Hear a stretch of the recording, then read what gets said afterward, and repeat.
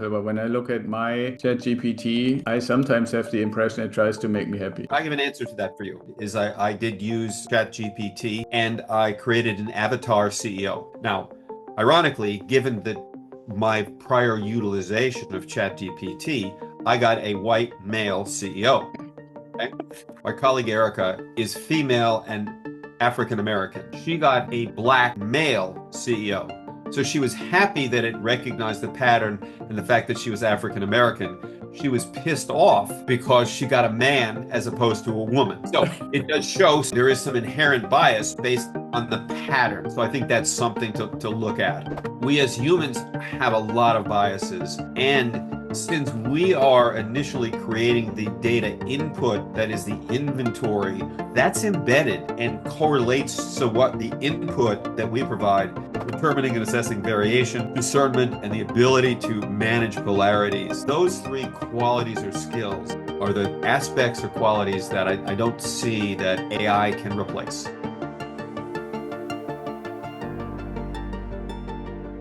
All right, everybody, welcome to another episode of the Ideal Investor Show, where every week we bring you another cool guest. And every so often, and you have probably noticed this, I'm now bringing people onto the show who have had been friends or have a relationship or went to school with for many years in the past. And today is another one of those days because Patrick Reilly is with us. And Patrick, welcome to the show. Thank you, sir. Pleasure to see you again. In fact, I just had lunch with someone in Berkeley, a very interesting Chinese man at a place that I had lunch with you a few years ago. So that was like got my attention going.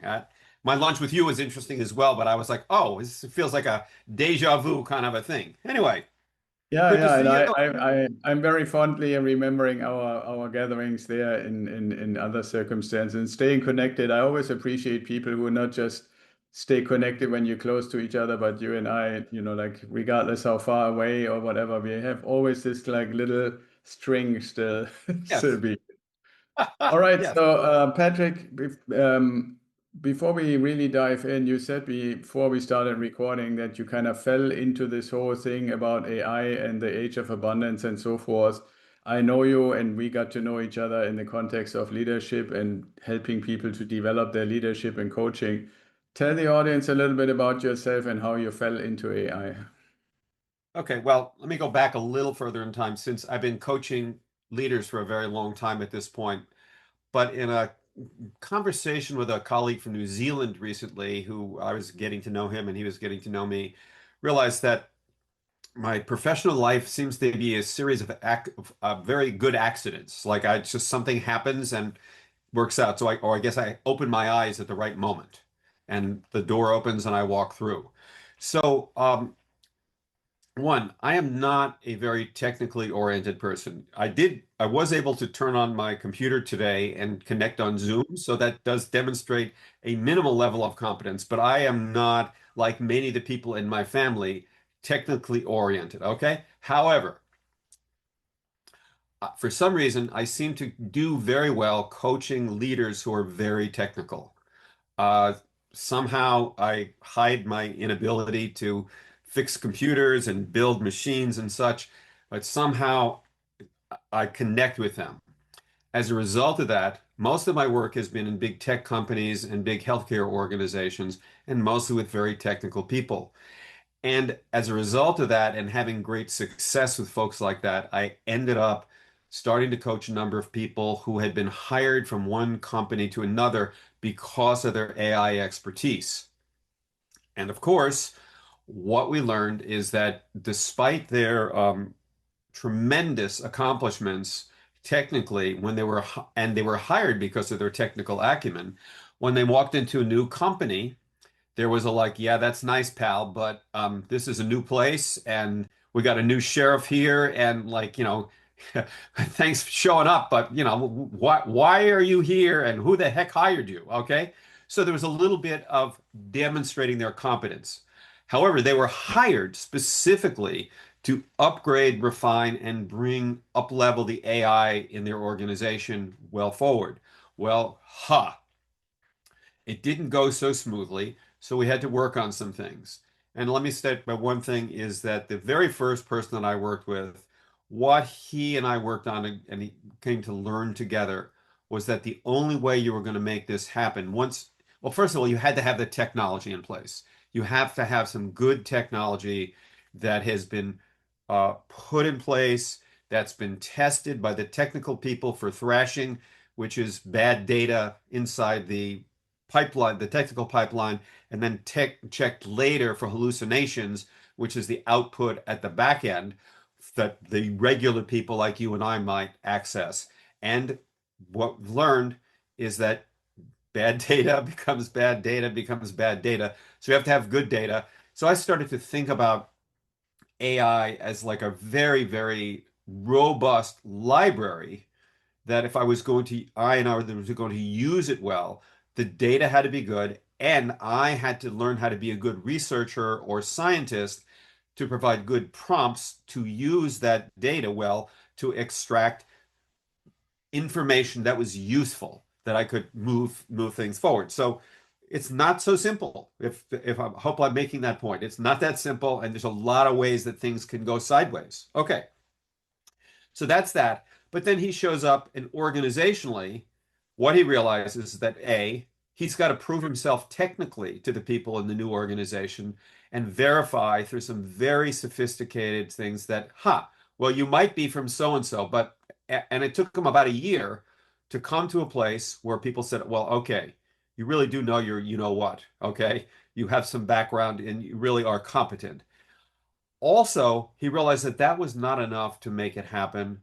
That what he needed to do is he needed to also connect with the people who had the organizational reputation. Now, all of you who have ever worked in a large organization, whether it's in the military, a big corporation, and a big nonprofit like United Way, there are always go-to people in organizations where if she says it's good, it's good. If he says it's good, it's good. And so he also had to connect with a large number of those people so that he created literally a community that enabled his acceptance, which precipitated his success. Now, later, what he said as our work evolved was that there were three things that you had to fundamentally do in order to make AI move forward in your organization. One, you had to realize that you're allocating your resources internally and your connection to your users or customers externally. So you needed a whole new business strategy, right? Because you were reorganizing the utilization of resources. Secondly, and as anybody who's ever worked in a large organization knows, this required a little culture change. And I say Right, that laughingly. Everyone knows what a bear that is, but it is not easy for us as individuals to change habits. It's right, really difficult for organizations to change habits, especially when they've been successful. When people fail, it's easier for them to change habits. And then lastly, this requires a whole different approach to talent acquisition and development. People who are AI developers, it's a whole different skill set than what I'll call traditional software development. And it's a whole different level. And if you take a look at the Mark Zuckerberg just paid $2 to $5 million to plunk a few AI folks from OpenAI. And now there's a big startup in Silicon Valley where they're plunking all kinds of sophisticated AI developers from Meta, from Google, et cetera, et cetera. So that's that's how I got started, right? And from that experience, I had some success there. I got, sent to other people to help them along. So I've learned a few other things along the way. But let's just say this is very difficult because one, people who become our technical AI experts are technically oriented people. They're analytically oriented people. They're data-driven people. Yes, that's how technical products are built. However, in order to be successful, they really have to develop very sophisticated EQ or EI, emotional intelligence skills. They have to become very good at influencing a wide variety of stakeholders and communicating with clarity. And that's a very tough package for an individual to integrate and put together. But that's what's needed. So it's not simple, it's not easy, it is doable, but it requires a lot of attention and effort. So that's how I fell into it. Hey, let's take a quick break for a message from our sponsors. Semi-passive franchising is probably, in my opinion, the number one methodology for building wealth and equity, because more and more of these service brands are introducing these semi-passive models, now opening up this opportunity to franchise investors and virtually everyone. And Franchise with Bob can actually help you to make that happen and go into an existing system and plug right in and start developing your passive income. So go to Franchise with Bob, find the quiz on the homepage, and see how franchising might be the right thing for you.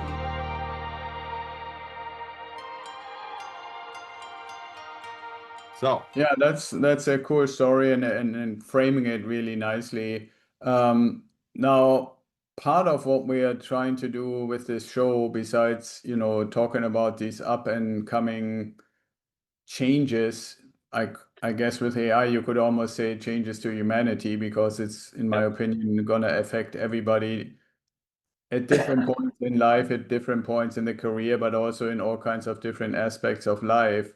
Um, what I'm kind of curious, based on what you just described, is there were times I remember very vividly where software as a service was the big thing, and then there was ERP software was the big thing, and then DEI software integration was the big thing.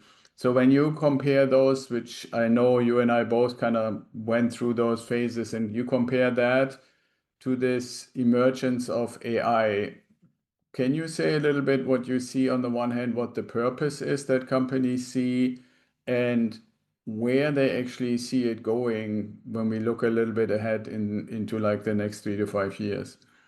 sure. As best as anyone can speculate, I'll take a shot at it. Right, Okay. yeah, It's because it's the level of accurate predictability is nominal compared to what was there in the past. And I think there's two mitigating factors. One is it's happening at what I'll call Mach speed. And I know right. as a former pilot, you understand that, right? Yeah, I don't know if your yeah, audience knows that, but I know that, so I yeah. thought Well, I always say either Mach speed or exponential speed, which both humans are not very good at. okay. So it's happening much faster than most of us can easily accommodate. So that's a different, so you have to learn how to stand on your feet and be stable at a much faster speed, right? The second piece is that the risks are much greater for failure and for problems. I could dovetail into that if you'd like. Just let me give you a couple of examples. One, McDonald's put in place an AI system. They tried it out in 100 different places in the United States, where a lot of the McDonald's are drive-throughs. Where in Europe, I was just in Europe recently. Most of them you just walk in the store. In the United States, there's a lot of drive-throughs. So you get in your car, you're with your family, you pull up, and there's what I call a squawk box, and you push a button and you speak and you say, I want this and this and that, right? And then they take your order, you drive around, you go to the other end, and you get your order. Well, it was a great idea because they were trying to speed things up, cut costs, etc. What they didn't think about were the acoustics, so that when you talk into one of these machines, there's some distortion oftentimes. There's also ambient noise in the atmosphere, planes, buses, trucks, trains, etc. And then people speak with accents, people speak with different languages. So the audibility was not so good. So here's what happened. I go through with my family. I place an order for a bag with 15 McNuggets. I come out at the other end and they present me with an order with 500 McNuggets. 500. So there was a little breakdown in terms of understanding the whole thing systemically. So I mean, first of all, A, I don't want to pay the bill for 500, and B, I wasn't planning on feeding my entire community. But so this was a little bit of a problem, right? So Right. let's just say that McDonald's has abandoned that effort in these places and they're redesigning. So they didn't think about things systemically. Okay. Um, there's another huge risk in terms of job loss. If you look at the number of jobs that people have lost I know people personally who've lost their jobs as a result of people reorganizing their business around AI. And one of the things that scares me the most as I've listened to some of the leaders of significant AI organizations is that when people ask about how we're going to compensate for what was it, Dario from Anthropic, excuse me, I forgot his company, was predicting that there could be like as much as 20% job loss within a 5-year period of time, which is really terrifying. And what I find when people like him and Sam Altman or folks from Google and Meta and stuff are asked about that question about what are we going to do, they say, well, we'll figure it out. To me, that's code for we have no idea. We have no idea. And that I actually put a post on LinkedIn around this recently, and I got some feedback around it, much to my delight, from Amy Edmondson from Harvard, who said, great phrase. I said, there needs to be a bridge. And right now, there is no bridge. And that is a problem. If you're trying to cross water and there's no bridge, you got a problem. Okay. So that's another sort of small thing. So what I'm saying is, it is happening. You're not going to avoid it if you're in company. However, you need to understand what do you have to do to safely move forward at a high speed and manage, actually predict and manage risk much better than you have in the past. And here's just an interesting analog. One time I coached a NASCAR driver. It was an unusual occurrence. I was asked by his sponsor to see if I could help this young man because he was wrecking and he wasn't, well, they were losing their $10 million investment. So they had a little interest. So I said I had no idea, but it seemed like it worked out. But here's the analog for me. What we found in working with him is that in order to not wreck around turns where you're going 175 to 200 miles an hour in a car or truck, you needed to actually ascertain what was the maximum speed you could go at without making the risk too high. And yes, I'm sure there is a numeric around it, but we talked about it a lot and we came up with a way for him literally to begin to see what was next to him and behind him. And from that, he could ascertain the maximum speed without overtaking a risk. The net was that he actually finished as high as possible in the rankings that year after all the wrecks that he'd had earlier in the season. So it was a phenomenal success. And I think that same thing applies here, which is how fast can you go in implementing artificial intelligence without causing problems that are really difficult for you, for your users, and for the universe? Okay. Yeah, that's very cool. That little anecdote reminds me a little bit about my time being a flight instructor for students who wanted to learn how to fly, not the basic stuff, but ultimately their final plane. And there's as silly and old-fashioned as it may sound, but there are two aspects to what you just mentioned. I just want to kind of maybe Uh-huh. build a little tiny bridge. One is called flying by the seat of your pants, and Yes. the other one is called spatial awareness. Yes. And basically, the seat of your pants is in the plane, and I suspect that's true in a NASCAR vehicle. There is a very fine line where the vehicle, based on physics, starts giving you indication that you're getting very Yes. close to the edge of where it starts, Yes. departing, so to speak. And you can, or let's put it this way, an AI, to stay with our topic, might be able to monitor so much data at such a high rate that it could literally calculate that. But as a human being, at least having been there myself, it's more a feeling than your brain actually telling you that you're getting close to the edge. And then the spatial awareness is basically to say, okay, what are the other indicators besides just it feels, like, so what do I see? What do my hands do? What do the instruments tell? And the combination of all of it together allows you, and that's actually the trick, and I guess that's what you're getting at from a physics perspective, to get Yep. just to the edge, but not over. Yes, you know, that's and correct. that's Exactly. you know that's the trick. Now I wanted to ask you one thing because I think oftentimes people take this term AI as a next evolution or the next step from software. And I want to get to the point when we're looking at, okay, when we're looking at leaders that you are working with, that you're coaching, that you're helping, um, AI to me, from a purely looking at it as software is one thing, but the real revolution that I see is the implementation of AI in humanoid robotics. And for companies, obviously, when you're a leader in a company, how do we lead when half of, and whatever the number is, 20%, 30%, 50%, or maybe in some companies like Amazon, I could imagine it's even more of the I don't know if we call them individuals or not, but the workers can be basically humanoid robots. Is there anything that you can see that the leaders you're working with are kind of preparing for or anticipating? Because I think those who will ultimately be able to stay at that bleeding edge, so to speak, that Yes, fly to the edge but not too close, yes. what they're saying. Uh, One quick digression for your listeners. There's a woman at Stanford named Fei Li who is the leading researcher on spatial artificial intelligence. So, given the prior conversation, people who are technically interested should go check her out. Okay. Okay, cool, yeah. Okay. So there's a couple of questions you raise.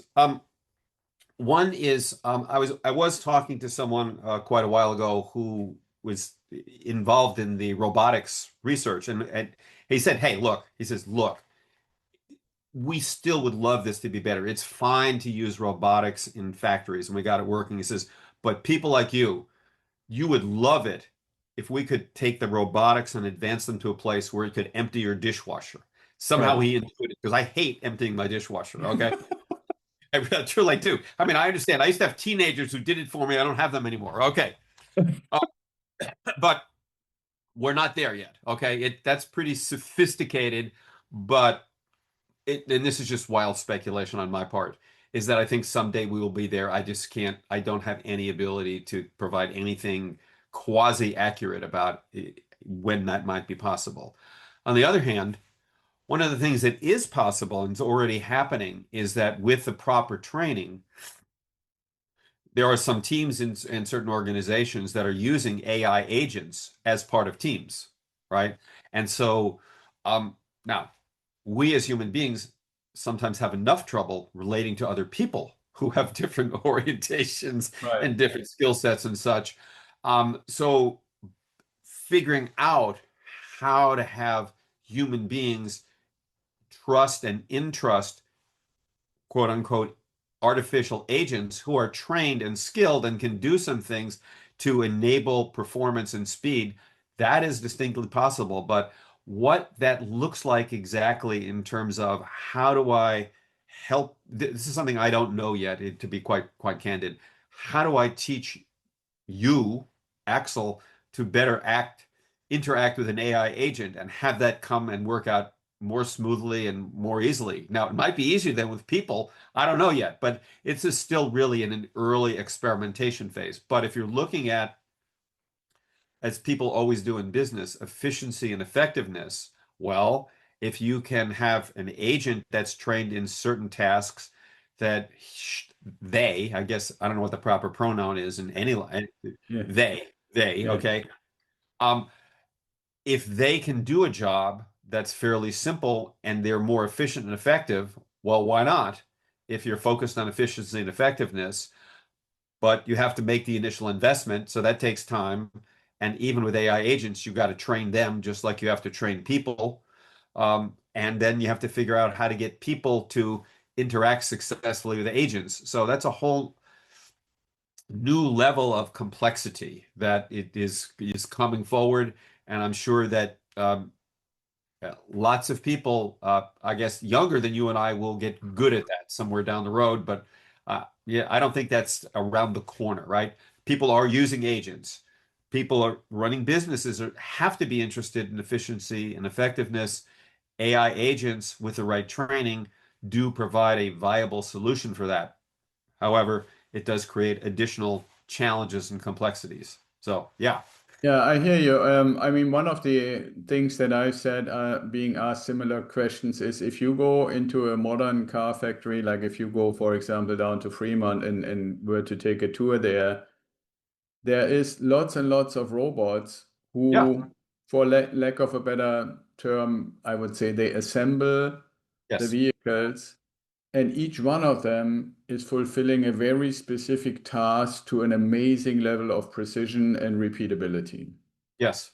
And then you see at certain stations, human beings, workers, doing work. And I've done a little bit of research on that and asked, okay, what's the distinction? Why is it that way? And the answer has been so far, because there are certain things where each time you do it, it's slightly different than the other time, where you can't just say it's, like put this screw on this place here at this amount of torque and do it the same all the time.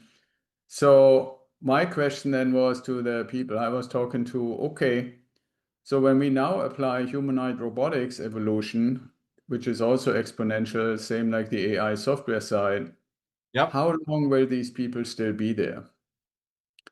And the answer was probably not longer than 5 years.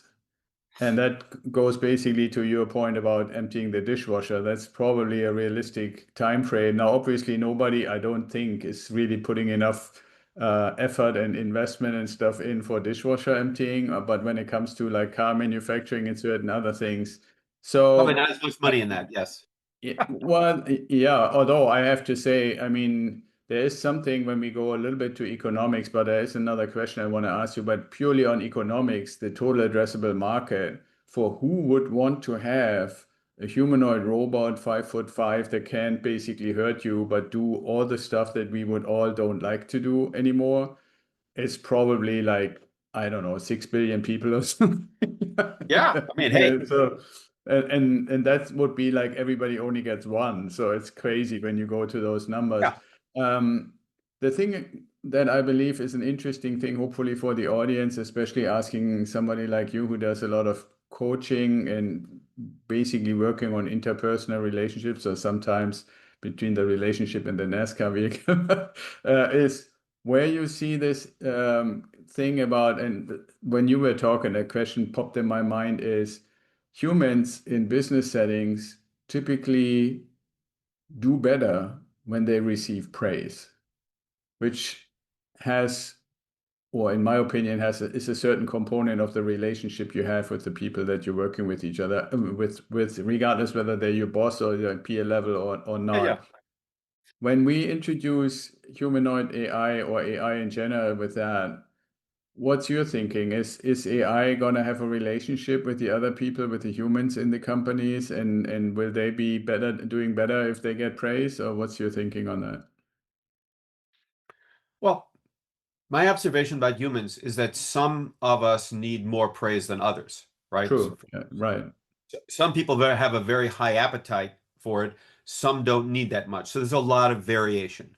Okay. Uh, so I'm going to only speculate that various AI agents will also be designed in that way, as will be some replication of human, right? But again, that's a little too far ahead for me.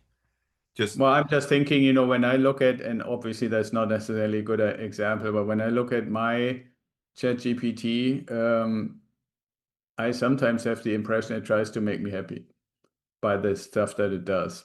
Um, Well, you know, I have an answer to that for you. yeah. Okay. So, in preparation for the session that I did in Lisbon, which focused literally on leadership in AI, what I did is I did use ChatGPT, and I created an avatar CEO, purely fictitious. Okay. And so, and then my colleague Erica then went on and talked about him as her client in the hospitality business, yada yada. And we did it as a spoof intentionally, right? Um, for demonstrating to people about how you have to pay attention to what you're doing and what the output is like. Now, ironically, given that my prior utilization of ChatGPT, I got a white male CEO. Okay? Yeah. My Yeah. friend Erica, my colleague Erica, is female and African American. When she put in and ran it through herself, she got a black male CEO. So she was happy that it recognized the pattern and the fact that she was African American. She was pissed off, in fact, because she got a man as opposed to a woman. Okay, Right. so it does show some inherent, so there is some inherent bias based on the pattern. So I think that's something to look at, right? So again, we as humans have a lot of biases. And since we are initially creating the data input that is the inventory or the library that the AI has, that's embedded in what's there and correlates. So what the input that we provide ends up influencing the output unless we bring what I will call sort of higher level human skills to the situation to extrapolate the best possible stuff. And when you were talking, three things popped up in my head about the significance of humans in all of this. One, and it goes back to your car assembly factory, right? Is right now what these people are doing at the end is the people who are in the factory that you're postulating will be replaced 5 years down the road. They're there because of variation from the norm.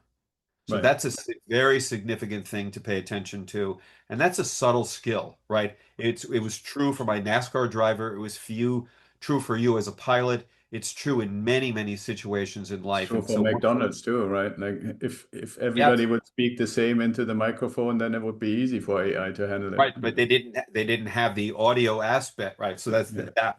Second thing is, and this is something I've been working on personally and trying to understand better is how do you learn how to discern better? Because that is one of the higher level skills that we humans bring to situations. And so I'm a better cook now than I was before through a lot of practice. I'm a better coach as a result of more practice. I'm better at volleyball, etc., as a result.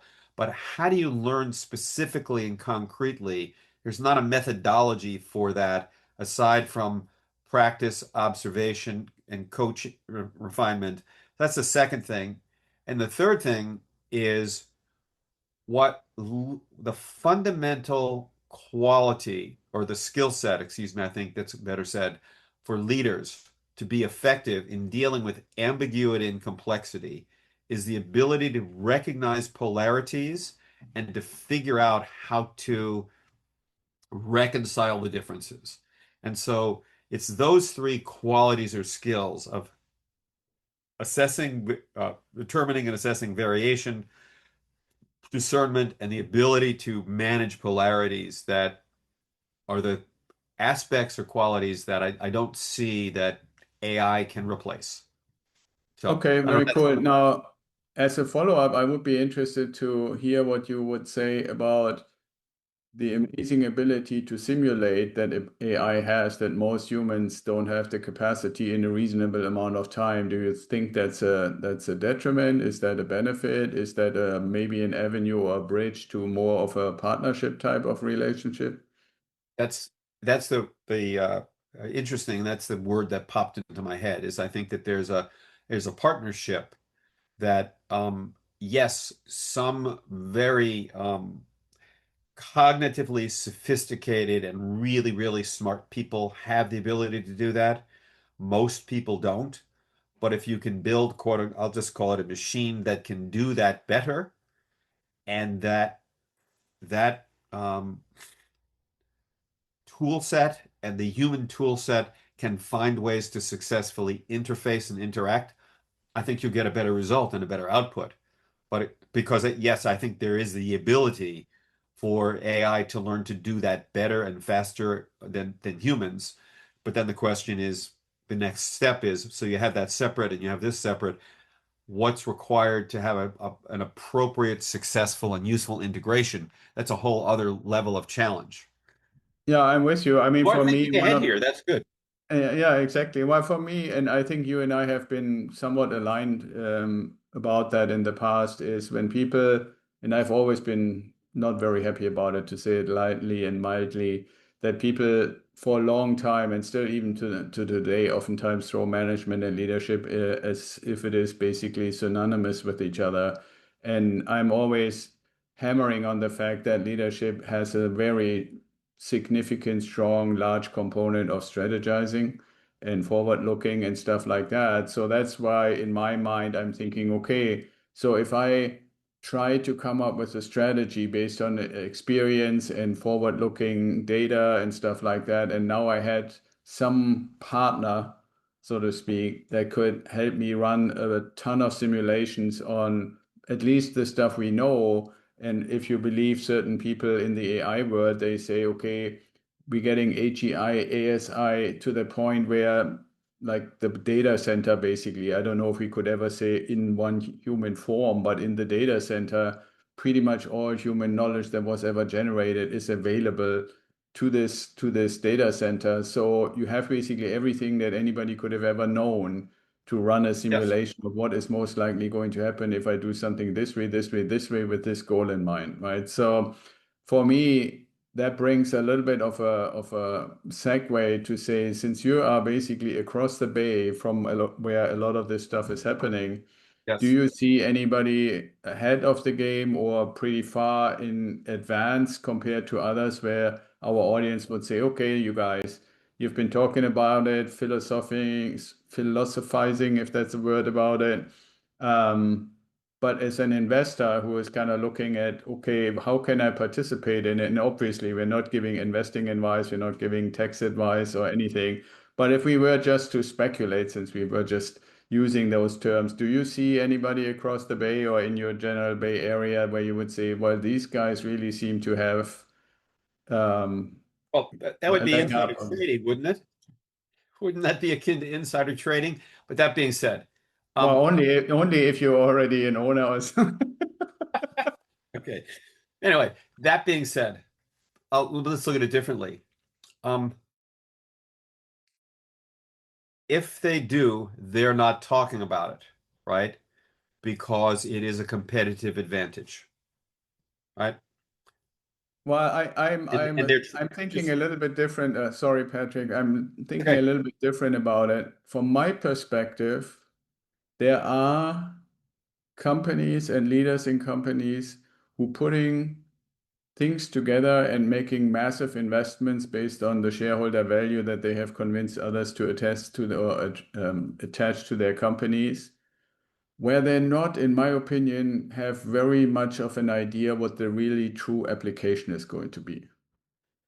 And then there are businesses like, and I'm very biased. We talked about bias, but one of my own investments is in Tesla, and where I would say, okay, well, and another company, by the way, similar direction is Figure.ai,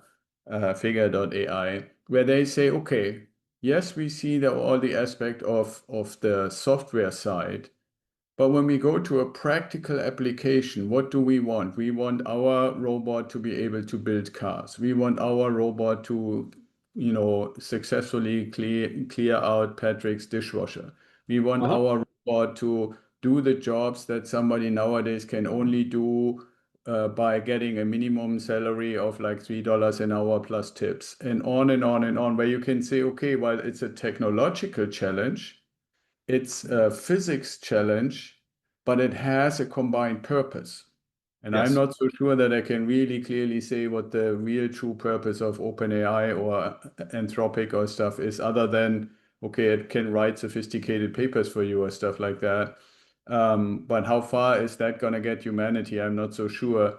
So I think there is a distinction where you say, okay, the combination, and I think it's what is it called? Embodied AI is, in my opinion, really the way into the future. We took software, the internet, AI as a software, like you mentioned when we started, and now we're getting to embodied AI, and that's, I think, where it really starts potentially showing value. I don't know if it's going to work or not. Nobody can predict, but that's when you put a purpose to it, I think that will make a huge difference.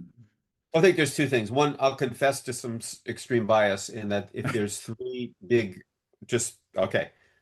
Um, if you say there are three sort of significant, well-known technology companies that are heavily invested in the AI space, I have a bias towards one because I've done a lot of work there and I like the people, and there's that's really my reasoning. Okay.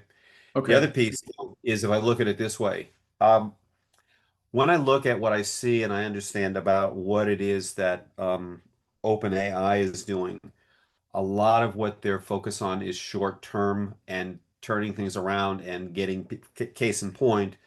They are making it so easy for developers to come in. It's free, etc. And then they get hooked, but they're very short term focused. When I listen to Dario from Anthropic speak about a longer term vision and why they're going a little more slowly so that they have more sustainable or less risk challenged end product, etc.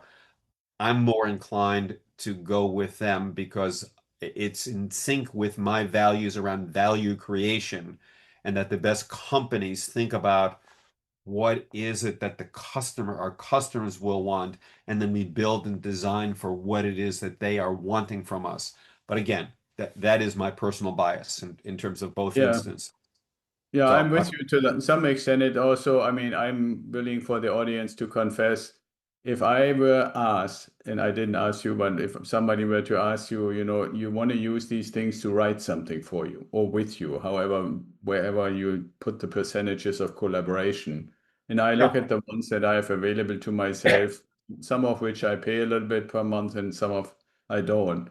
I agree with you that Claude is by far the best writer, no doubt, hands down, right? But then on other things, there are others that have other strengths. So, yeah, I think we have all, whether it's bias or preference, I don't know what we would call it, but I agree with you that the horizon of where do they want to go and what's the purpose is ultimately really going to be a distinguishing factor. Yeah. yeah, absolutely. And well, I would confess, right before starting to talk with you, I was working on my next LinkedIn post on my participation in the conference in Lisbon, and did what I have learned is you write the initial draft, then you ask for a little AI help, and you then have to be careful and use your human ability to discern, is this well stated? Is this deviating from the truth that I want to tell?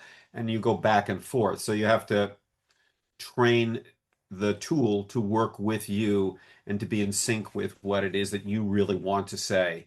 So it's a great, I mean, I have a couple of coaching colleagues I've worked with for a long time, both who went to Catholic school. And for people who know, if you go to Catholic school, you get a very good grammatical education in addition to the Catholicism. So I have two friends often when I write something and they're more, I'll say, detail focused and grammatically precise. So they'll go, oh, this is pretty good, Patrick, but, right? So now various AI tools are replacing my Catholic friends to some extent. So here we go. But Yeah, that's very cool. Yeah. Now, I'm always secretly hoping that we have a few leaders listening in our audience. So if any of them or anybody in general would say, man, this Patrick guy sounds like a great coach, how do I get in touch with him? You can post, I guess, on my website is Patrick at Resources in Action. I'll spell that ResourceInAction.com. You can also, it's Patrick at Resources in Action on LinkedIn. You can find me there.